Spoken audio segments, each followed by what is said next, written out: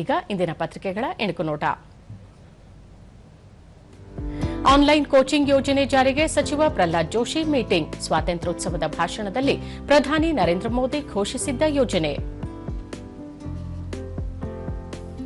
NTA ಆಮೂಲಾಗ್ರ ಸುಧಾರಣೆ ಅತ್ಯಗತ್ಯ. ರಾಧಾಕೃಷ್ಣನ್. ನೀಲೇಕಣಿ ಸಮಿತಿ ಶಿಫಾರಸು ಕುರಿತು ಹೊಸ ಅಫಿಡವಿಟ್ ಸಲ್ಲಿಕೆ. ಕೇಂದ್ರಕ್ಕೆ ಸುಪ್ರೀಂಕೋರ್ಟ್ ನಿರ್ದೇಶನ.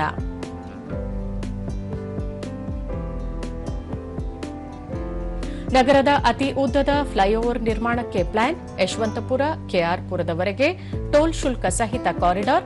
28 ಕಿಲೋಮೀಟರ್ ಮೇಲ್ಸೇತುವೆಗೆ 3,500 ಕೋಟಿ ರೂಪಾಯಿ.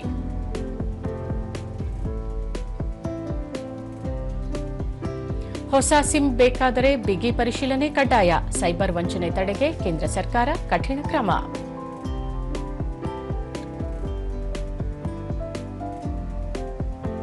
ವಿಶ್ವ ಬ್ಯಾಡ್ಮಿಂಟನ್ ಡಬಲ್ಸ್ನಲ್ಲಿ ಭಾರತೀಯರ ಮುನ್ನಡೆ. ಪ್ರೀ ಕ್ವಾರ್ಟರ್ ಫೈನಲ್ಗೆ ಲಗ್ಗೆಯಿಟ್ಟ ಸಾತ್ವಿಕ್ ಚಿರಾಗ್ ಜೋಡಿ. ಮಹಿಳೆಯರಿಂದ ದಿಟ್ಟ ಪ್ರದರ್ಶನ. ಇವು ಇಂದಿನ ಪತ್ರಿಕೆಗಳ ಪ್ರಮುಖ ಸುದ್ದಿ. ಉಳಿದಂತೆ ವರಲಕ್ಷ್ಮಿ ವ್ರತ, ಹೂವಿಗೆ ಬಂಗಾರದ ಬೆಲೆ. ಕನಕಾಂಬರ ಕೆಜಿಗೆ 3 ರಿಂದ 5 ಸಾವಿರ. ಏಲಕ್ಕಿ ಬಾಳೆಹಣ್ಣು ಕೆಜಿಗೆ 150 ರೂಪಾಯಿ.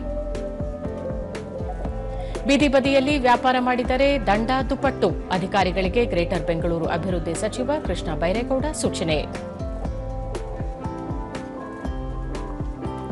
ಸಂಘಟಿತ ಉದ್ಯೋಗ ಕ್ಷೇತ್ರಕ್ಕೆ ಯುವಜನರ ಲಗ್ಗೆ. 79% ಹೊಸ ಯುಎಎನ್ ಸೃಷ್ಟಿ.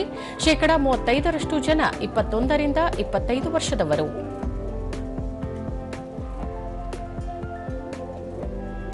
ಜಾರ್ಖಂಡ್ ಪ್ರತಿಭಟನೆ ಅಂತ್ಯ.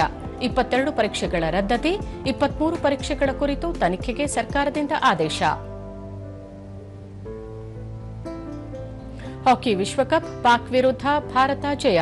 5-3 ಅಂತರದ ಗೆಲುವು. ಸೋತ ಪಾಕಿಸ್ತಾನ ಹೊರಕ್ಕೆ. ಡಿ ಗುಂಪಿನ 3ರಲ್ಲಿ 2 ಗೆದ್ದ ಭಾರತ ಮುಂದಿನ ಹಂತಕ್ಕೆ.